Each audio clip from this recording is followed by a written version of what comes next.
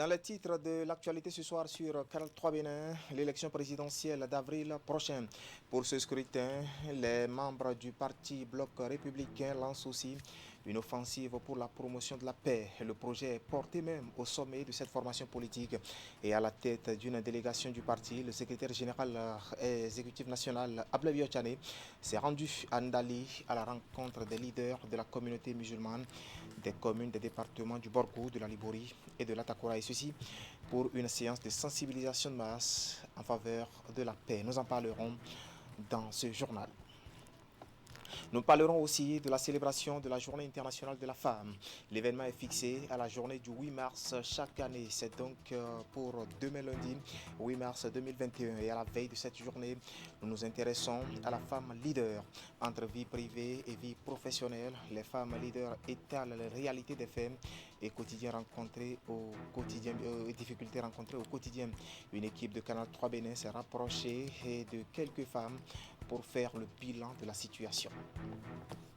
Et puis en fin de journal, nous évoquerons l'acte 4 de la valorisation de l'histoire et l'héritage culturel des Amazones.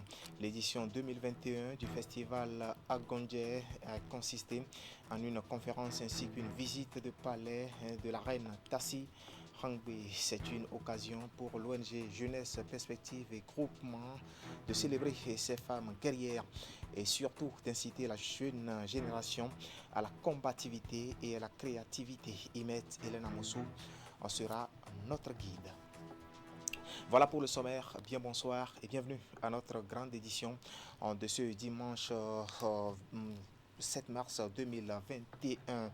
Et l'actualité, vous le savez, c'est toujours l'élection présidentielle d'avril prochain. Pour ce scrutin, le parti Bloc républicain milite aussi pour un climat apaisé et le projet est porté par le parti au plus haut sommet. Et je voulais dire, le secrétaire général national Ablaye Ochane, qui à la tête d'une délégation s'est rendu à Ndali à la rencontre des leaders de la communauté musulmane, des communes, des départements du Borgou, de la Libouri et de l'Atakura, et ceci pour une séance de sensibilisation de masse, surtout en faveur de la paix au Bénin. Regardez. Cette équipe de personnalités politiques du parti Bloc républicain, conduite par le secrétaire général national Ablaye Ochane, est accueillie à Ndali par des leaders de la communauté musulmane.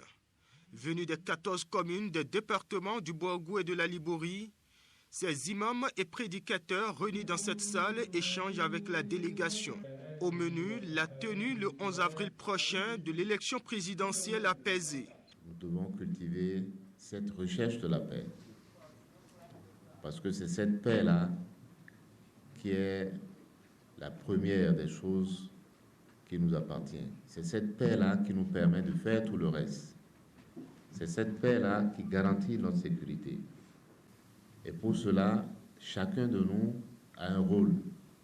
C'est de continuer dans les communautés, de continuer dans nos communes, dans nos villages, dans nos arrondissements, à plaider pour que chacun exprime son droit et, en l'occurrence, exprime son vote sans contrainte.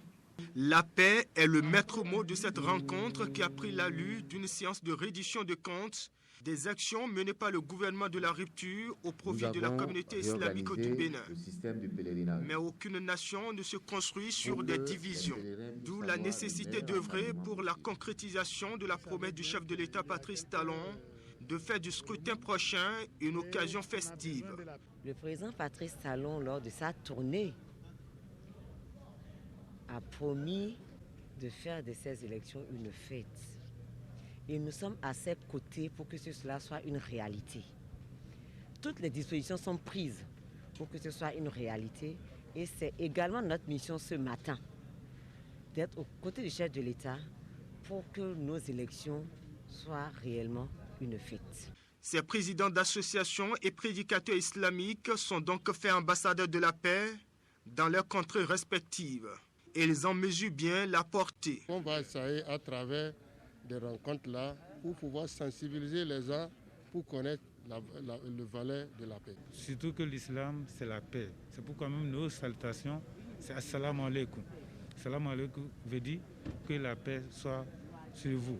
Comme l'élection présidentielle vient là, donc nous on voit que le gouvernement est venu les penser pour nous réveiller, d'appuyer, de continuer de notre travail que nous faisons. Après les leaders religieux, la délégation va poursuivre le même exercice, mais cette fois avec les femmes leaders islamiques des départements du Borgou, de l'Alibori et de l'Atakora. Ici, Aboula Biachane et son équipe sont encore rassurés. Nous vous rassurons que vous ne vous êtes pas trompés, car sans nous vanter, nous regorgeons de grandes ressources pour la Oumma et pour le Bénin en général. En dehors des messages de paix, les préoccupations liées au développement des localités ont été évoquées. Des préoccupations auxquelles des explications et assurances ont été apportées par les membres de la délégation. Voilà un reportage signé Lukman Orucheou. Politique encore et le cercle des mouvements qui s'agrandit de nouveaux membres. Son nom, le mouvement des jeunes majeurs. Il a été porté sur les fonds baptismaux hier samedi et en son sein, des jeunes gens résolument engagés à prendre une part active, notamment sur les chantiers de la citoyenneté et de la démocratie. La cérémonie de sortie officielle nous est relatée ici par Nagui Balagui. Les nouveaux majeurs, merci d'applaudir pour nous-mêmes. Ils sont jeunes, ils sont décidés et ils arrivent pour changer la donne. D'ailleurs, le nom de leur mouvement est à dessein. Ce sont les nouveaux majeurs réunis pour porter leur creuset sur les fonds baptismaux. Ils s'engagent sur les chantiers de la citoyenneté et de la démocratie. Ce jour est un jour particulier où nous, jeunes, avons décidé de sortir et de dire qui nous sommes à la face du monde. Nous, jeunes, engagés pour défendre les valeurs civiques et démocratiques, c'est une joie pour nous ce matin de nous retrouver ici. Cette cérémonie sera pour nous une occasion précieuse de nous pencher sur les problèmes et les sujets de préoccupation communs, de partager des expériences et des connaissances, en particulier en ce qui concerne la politique de notre pays. Enfin, j'ai aujourd'hui une occasion rêvée de réaffirmer ma reconnaissance au nom des nouveaux majeurs que vous êtes et que nous sommes à l'endroit du gouvernement pour les actions louables qu'il ne cesse de mener pour notre jeunesse. Les nouveaux majeurs s'alignent quant à eux sur l'idée d'une jeunesse solidaire et qui se prend en charge, d'où leur attrait pour les questions relatives à l'entrepreneuriat et à l'emploi des jeunes. Nous voulons faire la promotion de l'entrepreneuriat. Nous voulons faire la promotion d'une jeunesse qui prend en charge ses propres situations, ses propres problèmes, qui trouve les moyens et les solutions de les résoudre. Et ensemble, nous irons de l'avant. Le mouvement pour parvenir à ses fins s'abreuve déjà à bien de sources pour, de l'expérience des aînés, s'étoffer et pouvoir faire face aux défis qui pointent à l'horizon. Vous avez parlé des valeurs, vous devez rechercher ça, apprendre ça. Et en apprenant ça et en respectant les valeurs, d'abord entre vous, et ensuite vers les autres, vous allez voir, votre mouvement va grandir, vous allez entreprendre, vous allez rayonner. La balle est alors dans votre camp. Le mouvement entend contribuer à faire prendre à la jeunesse une conscience active de ses atouts et du rôle qui devrait être le sien en vue d'un développement harmonieux. Voilà, c'était un compte rendu signé Nagui Balagui. Fermons notre page consacrée à la politique pour parler maintenant artisanat avec la commune d'Abomey-Calavi qui se mue en fief circonstanciel de l'artisanat au Bénin. La cité d'Otoir a en effet accueilli les célébrations entrant dans le cadre de la journée de l'artisanat au Bénin, une fête qui a mobilisé du beau monde autour des fêtières. Nous allons retrouver donc Nagui Balagui pour les précisions. Ce 5 mars, le Bénin célébrait à nouveau ses artisans, venus d'un peu partout, ces hommes et femmes qui, de leur talent, animent ce secteur important de l'économie nationale, ont passé ensemble d'agréables moments de partage et pas que. On en était à la 11e édition et comme tous les ans, la mobilisation était à la hauteur de l'enjeu. La JAB a été institutionnalisé en 2010 et est célébré le premier vendredi du mois de mars de chaque année pour valoriser et honorer l'artisan. Nous sommes là aujourd'hui pour fêter la 11e édition de la journée de l'artisan béninois. Le secteur de l'artisanat regroupe 40 corps de métiers, 175 métiers et 8 branches d'activité. Le secteur de l'artisanat contribue à plus de 14% du produit intérieur brut. L'artisanat bénéficie d'une attention particulière dans le programme d'action du gouvernement à travers les réformes visant à permettre aux artisans de mieux profiter de leurs fruits et de leur labeur. Cette journée est aussi l'occasion d'importantes résolutions. L'artisanat béninois se devait alors de se pencher sur sa condition et faire des projections. Et là-dessus, que d'avancées ont été enregistrées ces dernières années grâce, au dire des responsables des fêtières, à une volonté politique très agissante notamment. La place de choix qu'occupe ce secteur dans le programme d'action du gouvernement n'est plus à démontrer. C'est pourquoi les différentes réformes engagées dans le dit secteur par le gouvernement visent essentiellement à permettre aux artisans de mieux profiter des fruits de leur labeur et aussi de bénéficier de l'appui des structures étatiques pour les accompagner à atteindre leurs objectifs. Nous voudrions profiter de cette opportunité pour clamer haut et fort notre soutien indéfectible au président Talon et vous demande de transmettre au chef de l'État nos sincères reconnaissances à son endroit pour ce projet ambitieux, également lui dire, tel qu'il s'est levé pour développer notre secteur, nous artisans, du nord au sud, de l'est à l'ouest, nous sommes debout derrière lui et prêts pour l'accompagner dans ses réformes salvatrices. Des dispositions ont été prises afin que tous les artisans dans chacun des départements du Bénin tiennent cette célébration. En marge, un appel des fêtières à l'union sacrée des uns et des autres autour des intérêts de ce secteur, gage d'un bien-être collectif. Demain lundi 8 mars 2021, le monde entier célébrera la femme à travers la journée qui lui est dédiée. Et à la veille de cette célébration, nous autres, à Canal 3 Bénin ici, nous nous intéressons au sort de la femme non ménagère entre vie privée et vie professionnelle. Eh bien, ces femmes étalent les réalités des faits et difficultés rencontrées au quotidien. Nous sommes rapprochés de quelques-unes d'entre elles. Suivez.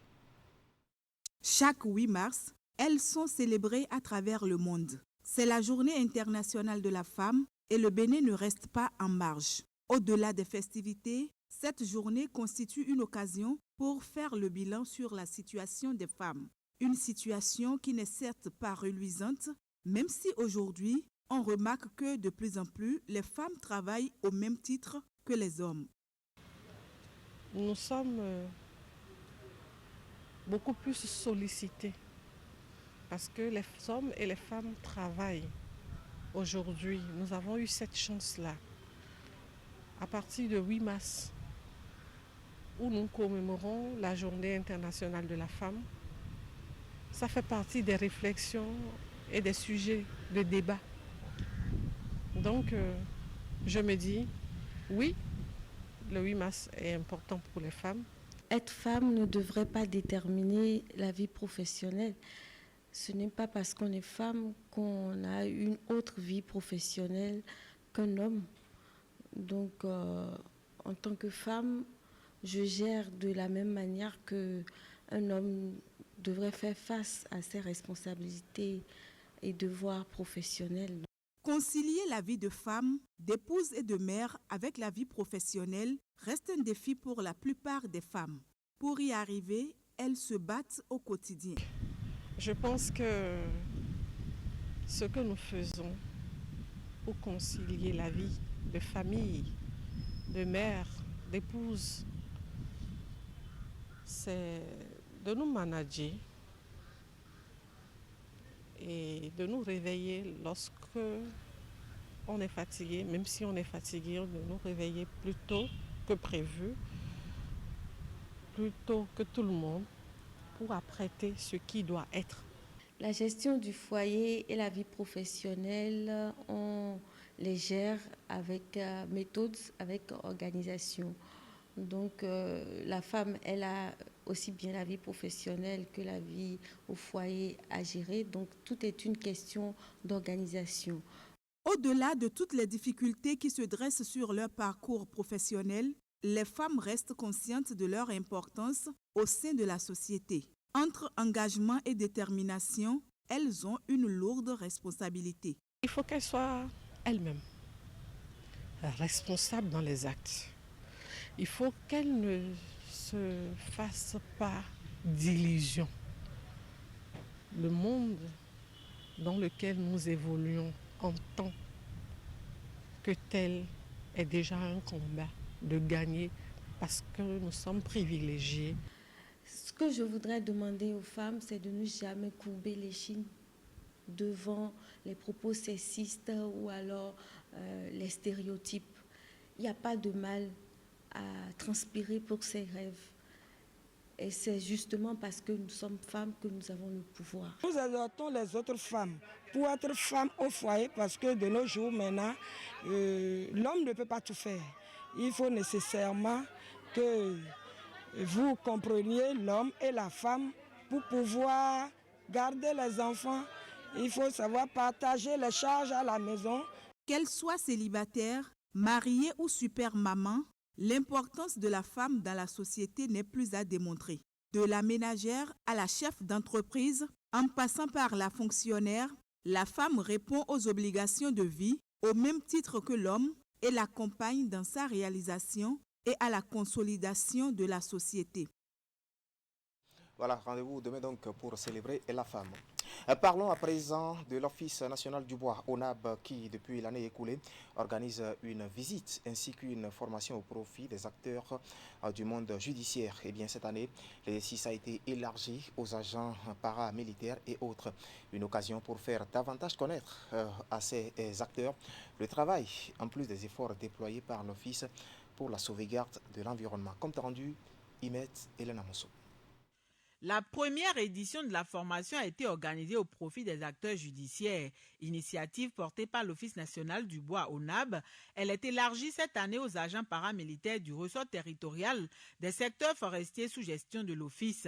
L'activité vise à leur faire connaître le milieu forestier ainsi que les énormes efforts consentis pour produire, protéger et maintenir en bon état ces couverts végétaux. Nous nous échinons, nous protégeons, nous plantons. Les gens s'emploient à détruire tout ce que nous faisons. Pour que nous soyons suffisamment épaulés par la sécurité, par la justice, il faut penser à leur faire connaître ce que nous faisons. Alors lorsqu'ils viennent, ils constatent que nous menons des activités qui contribuent à la protection de l'environnement, à l'amélioration du climat, à la conservation de la biodiversité, qui aussi montrent que nous pouvons faire de l'économie circulaire, comme on dit souvent, pour montrer qu'un pays peut vivre de sa forêt. Lors de cette visite guidée, les hôtes ont été conduits dans le secteur forestier de la Lama, précisément à Zalimé. Les échanges ici ont été axés sur l'historique, les activités de terrain, de même que le processus de cogestion de l'ensemble des forêts qui composent le secteur. Ce fut ensuite les activités pratiques. Procureurs, présidents des cours et tribunaux, agents paramilitaires ont assisté à une séquence de travaux d'éclaircissement. En initiant cette formation, les responsables de l'ONAB espèrent outiller davantage les participants, ceci dans le but d'obtenir un meilleur accompagnement en cas de préjudice. Nous avons les coupes frauduleuses, les vols de bois, les faits criminels que nous subissons pendant la sécheresse et qui créent d'énormes dégâts à nos plantations. Troisième facteur, c'est la transhumance. Cette mission nous a permis de découvrir beaucoup de choses. Les efforts que les autorités mènent pour sécuriser ces différentes forêts. Nous, de la famille judiciaire, nous avons l'obligation de leur apporter l'accompagnement nécessaire en réprimant, lorsque c'est nécessaire, les cas d'infraction qui auraient été constatés. Et ensuite, les accompagner dans le règlement transactionnel, puisque la sanction à elle seule ne permet pas toujours de régler tous les problèmes. Excepté le bois de chauffage et les grumes, Les forêts aident et participent à la purification de l'air. Ces couverts végétaux aident également dans la lutte contre le changement climatique. À cette formation, qui a duré plusieurs jours, étaient présents président et procureur des cours, tribunaux et cours d'appel de Pobé, Alada, Abomey et Djougou. Dorénavant impliqués, ces hommes et femmes sauront convenablement appuyer l'ONAB dans ses actions de sauvegarde contre les actes de destruction et de vandalisme répétés. La Fondation Le Municipal vient avec un nouvel outil de promotion de la bonne gouvernance. Il s'agit d'un site internet et de l'application nommée Commune Plus. Il fait partie de la plateforme digitale de démocratie et de reddition des comptes des communes dans les communes de Cotonou, Abomey-Calavi et Apromey-Sérité. Vise surtout à rapprocher l'administration de l'administré. Il a été lancé en début de week-end sous les yeux de Ouliata Sanoussi et Henri Ganti, dont voici le compte rendu. Le site internet et l'application Commune Plus sont désormais une réalité au Bénin. Cette initiative de la Fondation Le Municipal a été officiellement lancée vendredi par le ministère de la Décentralisation et de la Gouvernance locale. Commune Plus, c'est un site internet et une application qui permettent aux citoyens d'accéder aux informations nécessaires pour participer à la gestion de leur commune, mais aussi un dispositif qui permet aux élus, aux acteurs municipaux et communaux d'interagir entre eux pour vraiment participer à la gestion d'une collectivité territoriale. Il faut avoir les bonnes informations, les informations qui permettent de comprendre ce qui se fait, mais aussi il faut avoir l'opportunité de s'exprimer, l'opportunité de participer à la formulation des politiques publiques. L'initiative s'inscrit dans le cadre du projet de mise en place et de pérennisation d'une plateforme digitale de démocratie et de reddition des comptes dans les communes de Cotonou, Abomey-Calavi et Apromey-Sérité. Un projet qui a bénéficié de l'appui financier de l'Union européenne à travers le programme REPASOC et de l'accompagnement de l'État par le biais du ministère de la Décentralisation. Ces outils trouvent donc toute leur légitimité et favorisent la gestion transparente et inclusive et l'amélioration des services offerts à la population. Je voudrais donc inviter la Fondation Le Municipal et son co-demandeur, l'Association nationale des communes du Bénin, à faire de la vulgarisation de ce site et de cette plateforme une priorité afin de les faire connaître des citoyens. Nous sommes donc tous invités à nous engager pour le développement durable à la base. Pour faciliter cet engagement de tous les acteurs de la décentralisation, je vous invite à nous approprier le site Internet et l'application Commune Plus, qui nous permettront de promouvoir une vraie démocratie locale basée sur la participation citoyenne. Ayant compris l'utilité du projet, les communes bénéficiaires que sont Cotonou, Abomey-Calavi et Apromey-Sérité s'y sont engagées. Nous apprécions à sa juste valeur la présente initiative et Cotonou se réjouit de faire partie des communes bénéficiaires. Nous voudrons vous rassurer que nous saurons exploiter à bon escient cette nouvelle plateforme digitale de démocratie et de reddition de comptes que vous mettez à notre disposition. En attendant que toutes les communes du Bénin bénéficient de ce projet, les différents partenaires ont saisi l'occasion pour féliciter l'initiateur pour la mise en œuvre de ces outils numériques de participation citoyenne qui témoignent du dynamisme de la décentralisation au Bénin. Culture et histoire pour mettre un terme à cette édition et c'est pour évoquer l'acte 4 de la valorisation de l'histoire et l'héritage culturel des Amazones. L'édition 2021 du festival à Gondié s'est consacrée à la question avec une visite du palais de la reine Tassi Hangbe, une occasion saisie par l'ONG Jeunesse Perspective et Groupement pour célébrer ces femmes guerrières et d'inciter surtout la jeune génération à la combativité et la créativité. L'événement a été conclu par une cérémonie de distinction. Plus de précisions avec Imet Hélène Amonso. Autour de la vie et de l'héritage des Amazones sont mobilisés ici à la préfecture d'Abomey, historiens, écrivains, artisans d'art, chercheurs culturels et bien d'autres acteurs. Les assises entrent dans le cadre d'une célébration dénommée Festival à Godié. Elle vise à valoriser et promouvoir le patrimoine culturel de ces braves femmes, guerrières du royaume de Dahomey.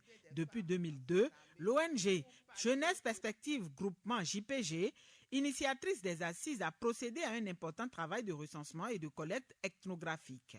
Dans l'ancien royaume du Dahomey, aujourd'hui République du Bénin, une armée de femmes guerrières défie tous les clichés sur les femmes. Plus fortes et plus veillantes que les hommes, elles ne reculent devant rien, ni l'ennemi ni la mort. Elles se nomment les Agodiers. Les colons leur donnent le nom Amazon.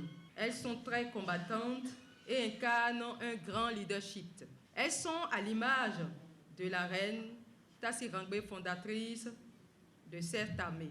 Jeunesse Perspective Groupement travaille à la valorisation et à la réappropriation de l'histoire des Amazones par la recherche documentaire, de tournage de films, des colloques scientifiques sur les Amazones.